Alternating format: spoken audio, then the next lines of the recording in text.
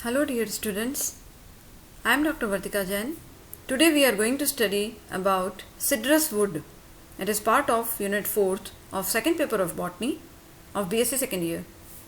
Now Unit 4th में हमने wood के बारे में पढ़ा because economically wood is very important और विश्व के कई पौधे हैं जिनसे हमें wood प्राप्त होती है और जिसका प्रयोग हम कई सारे यूजेस चाहे फर्नीचर बनाना हो या चाहे रेलवे कंपार्टमेंट्स बनाने हों उन सब जगह करते हैं। हमारे कोर्स में 4 प्लांट्स हैं जिनके बारे में हमें पढ़ना था। पहला शोरिया या जिसे साल कहते हैं वो हम पढ़ चुके हैं। टेक्टोना अर्थात सागवान वो भी हम पढ़ लिए हैं। तीसरा पाइनस वो भी हम पढ़ चुके हैं और आज हम शुरू कर रहे हैं सिट्रस देवदार, सिट्रस देवदारा, देवदार इसका कॉमन नेम है और देवदार शब्द बेसिकली आया है संस्कृत के एक शब्द देवदारू से।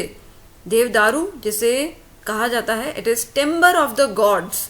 दारू जाइलम के लिए यूज में होता है और देवदारू अर्थात देव यानी गॉड, तो it is considered as timber of the gods. इसको सेक्रेड ट्री भी माना जाता है, पूजनीय भी इसको वृक्ष को माना जाता है। उस देवदारू से इसका नाम देवदार और इसकी स्पीशीज देवदारा बताई गई। और सिट्रस देवदारा की फैमिली है पाइनेसी। तो ये जिम्नोस्पर्म एक पौधा है और जिम्नोस्पर्म का पहला हमने एक प्लांट जो आपके कोर्स में था पढ़ा था पाइनस, और आज इसमें हम पढ़ रहे हैं देवदार, सिट्रस देवदारा। तो यह एक जिम्नोस्पर्मिक वुड है। तो जो जिम्नोस्पर्मिक वुड के कैरेक्टर्स जो हमने वुड के क्लासिफिकेशन में पढ़े थे वो सारे इसके अंदर भी हमें देखने को मिलते हैं। तो पहले हम देखते हैं इसका डिस्ट्रीब्यूशन कहाँ है। तो basically this plant is native to mountains of Afghanistan, north Baluchistan और नॉर्थ वेस्ट हिमालयाज के अंदर ये प्लांट मिलता है। अगर इंडिया की बात करें तो इंडिया में this plant is grown chiefly in north west Himalayas of Kashmir, Himachal Pradesh region, Uttarakhand and Punjab. तो आप कभी भी उत्तराखंड या हिमाचल प्रदेश या कश्मीर की तरफ जाएंगे तो वो जो हिमालय की पहाड़ी हैं उनके अंदर आपको सिट्रस देवदार का पेड़ जरूर दिखेगा। कभी कभी देवदार के फॉरेस्ट जो हैं they are also found at an altitude of 2400 to 3050 metre the upper region of Ganga valley in Tehri Garhwal region. तो वहाँ पे भी देवदार के फॉरेस्ट मिलते हैं। और इसके अलावा वर्ल्ड में अगर देखें तो यूरोप और अमेरिका में भी देवदार के वृक्ष मिलते हैं। So what are the botanical characteristics of this plant? यह एक बहुत ही लंबा एवरग्रीन यानी सदाबहार ट्री है, परंतु इसकी हैबिट होती है वीपिंग हैबिट। इसका तात्पर्य इसकी जो ब्रांचेस होती हैं वो लटकती होती हैं, ड्रूप करती हुई होती हैं। और हाइट इसकी अबाउट 80 मीटर तक होती है जो काफ़ी लंबी है और इसकी गर्थ 13 मीटर तक जा सकती है और इसीलिए वुड के रूप में इसको हम इस्तेमाल करते हैं। इसमें सेकेंडरी ग्रोथ हो जाती है और वाइड स्प्रेडिंग हॉरिजॉन्टल ब्रांचेस जो हमने देख ही लिया ड्रूपिंग होती हैं और लीव्स जो होती हैं डार्क ग्रीन निडल शेप्ड होती हैं। जैसे पाइनस में हमने देखा सुई के आकार की पत्तियाँ, तो वैसे ही निडल शेप्ड लीव्स इसकी भी होती हैं जो 2.5 से 3.5 सेंटीमीटर लंबी हो सकती हैं। और these leaves are borne in dense fascicles on dwarf shoots. इसमें जनरली 2 प्रकार की सिचुएशन हमें देखने को मिलती है, डायोशियस या मोनोशियस दोनों ही। डायोशियस आप जानते ही हैं, इसका तात्पर्य एक लिंगाश्रयी, अर्थात कभी कभी मेल और फीमेल फ्लावर्स जो कि कोन के रूप में होते हैं they are present on different trees, तो वो कंडीशन डायोशियस कहलाती है। एक लिंगाश्रयी यानी हर प्लांट पे एक सिंगल सेक्स होगा, यानी एक प्लांट पे मेल हो गया दूसरे प्लांट पे फीमेल हो गया। परंतु कभी कभी ये भी देखा गया है कि एक ही पौधे के अलग अलग ब्रांचेस पे मेल और फीमेल फ्लावर्स दिख रहे हैं, उस कंडीशन को हम मोनोशियस कंडीशन कहते हैं। इसका तात्पर्य है उभय लिंगाश्रयी, अर्थात एक ही पौधे पे मेल और फीमेल फ्लावर्स दोनों मिल रहे हैं। हालांकि वे अलग अलग ब्रांचेस में मिल रहे हैं परंतु एक ही ट्री पे मिल रहे हैं, एक ही प्लांट पे मिल रहे हैं, तो वो कंडीशन मोनोशियस कहलाती है। मोनो का तात्पर्य सिंगल और एशियस का तात्पर्य है ऑइकोस से आया जिसका मतलब है हैबिट। तो एक ही आवास पे जब दोनों रहते हैं यानी मेल फीमेल दोनों ही रह रहे हैं तो उसे हम मोनोशियस कंडीशन कहते हैं। तो इसमें दोनों ही प्रकार की अवस्था देखने को मिलती है। और इसके जो फीमेल कोन्स होते हैं वो इरेक्ट बैरल शेप में होते हैं और 10 से 12.5 सेंटीमीटर लंबे होते हैं और 7.5 से 10 सेंटीमीटर डायमीटर के होते हैं, ऑप्ट्यूज होते हैं। और जो उसमें बीज लगते हैं 0.8 सेंटीमीटर के होते हैं, जिसमें ट्रायंगुलर विंग्स भी इसमें दिखते हैं और कॉटिलेडन्स जनरली इसके अंदर 10 मिलते हैं। और ये प्लांट वेल ड्रेन्ड सॉइल हो तो उसके अंदर इजीली ग्रो करता है और साथ में ओपन सनी लोकेशंस अगर होती हैं तो इसकी ग्रोथ बहुत अच्छे से होती है। Now what are the properties of this deodar wood? तो इस देवदार की लकड़ी की क्या विशेषताएं हैं?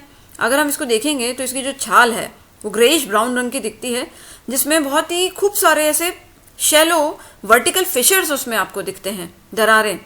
और जो सैपवुड और हार्टवुड में डिफ्रेंशिएशन है वो भी इसमें मिलता है। सैपवुड जो है white to creamy white colour की होती है और हार्टवुड जो है वो लाइट येलोइश ब्राउन कलर की होती है, या जैसे ही एयर से एक्सपोजर होता है तो वो पिंकिश ब्राउन कलर की हो जाती है। कभी कभी उसमें डार्क ब्राउन कलर की स्ट्रीक्स रेखाएं भी दिखती हैं अलोंग द ग्रेन्स, और इसमें ऑयल भी प्रेजेंट होता है। एनुअल रिंग्स जो होती हैं they are distinctly marked by the darker autumn wood, तो वो भी इसमें होते हैं। और ये वुड काफ़ी ड्यूरेबल, काफ़ी टिकाऊ लकड़ी है जिसपे वाइट एंड्स और फंजाई का अटैक जो है बहुत ही कम होता है, रेयरली इसका अटैक होता है। और इसका जो फीलिंग है अगर आप इसे टच करेंगे तो ऑयली फीलिंग आता है देवदार की लकड़ी का, और इसकी पर्टिकुलर एक पंजेंट ऑर्डर जो स्मेल है, जैसे हमने पढ़ा था non mechanical properties of would में, तो इसकी ऐसी ऑर्डर जो है गंध होती है। और यूजुअली इसकी वुड को कहा जाता है ये मॉडरेटली हार्ड है परंतु स्ट्रांगली सेंटेड और ऑयली है। और वुड स्ट्रेट ग्रेन्ड है और मॉडरेटली फाइन एंड यूनिफॉर्म इसका टेक्सचर है। ये सारे कैरेक्टर हमने पढ़े थे मैकेनिकल प्रॉपर्टीज के दौरान। और it can be easily sawn and easily work to a smooth finish. इसका average weight 545 kilogram per metre होता है एट 12% ऑफ मॉइस्चर कंटेंट, जो कि जो सागवान है उसके मुकाबले 20% कम होता है, और इसकी स्ट्रेंथ भी सागवान के मुकाबले उतनी ही कम होती है। और वुड नॉन पोरस है क्योंकि हम जानते ही हैं जिम्नोस्पर्म के अंदर वाहिकाएं नहीं होती हैं, तो वाहिकाओं की अनुपस्थिति के कारण इसे हम नॉन पोरस वुड कहते हैं, जिसमें डिस्टिंक्ट ग्रोथ रिंग्स हमें दिखाई देती हैं। और साथ ही इसकी वुड सॉफ्ट वुड तो होगी ही क्योंकि इसके अंदर जाइलम फाइबर्स अनुपस्थित हैं। और मेड्यूलरी रेज जो होती हैं अगर हैंड लेंस से देखते हैं तो बहुत ही पास पास क्लोजली स्पेस्ड लाइंस के रूप में दिखाई देती हैं, सूक्ष्म होती हैं बहुत, और इरेगुलर भी होती हैं और बहुत ज़्यादा डीप में नहीं जाती हैं। And they show a silver grain of small plates. देवदार की लकड़ी में रेजिन डक्ट्स नहीं होती हैं, और ये बहुत इजी वुड है जिसको हम एयर सीजनिंग कर सकते हैं, हवा के अंदर रख के उसको हम इसकी सीजनिंग करके मॉइस्चर कंटेंट कम कर सकते हैं, बट ऑल्सो किल से भी इसका किया जा सकता है। और it's an easy timber to cleave and taking on a smooth finish and high polish.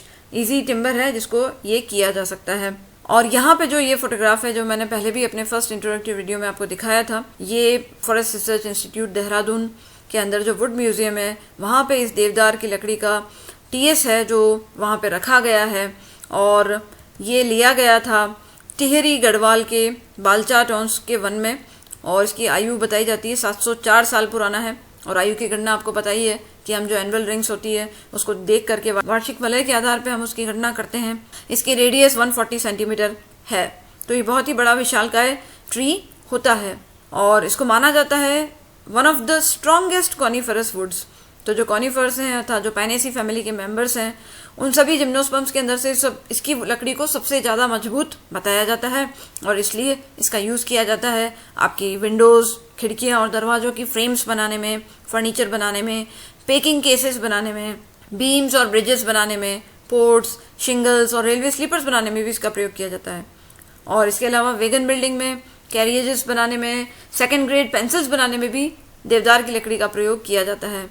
इसकी लकड़ी से एक ऑलियो रेजिन निकलता है और एक डार्क कलर का ऑयल भी निकलता है जिसको अल्सर्स और स्किन डिजीज के ट्रीटमेंट में यूज़ किया जाता है। जो सडार वुड ऑयल निकलता है जो रेडिश ब्राउन कलर का होता है, जो स्टीम डिस्टिलेशन से निकलता है लकड़ी के चिप्स के स्टीम डिस्टिलेशन से, वो साबुन बनाने में और परफ्यूम इंडस्ट्री, परफ्यूम प्रोडक्ट्स में भी सडार वुड ऑयल यूज़ में लिया जाता है।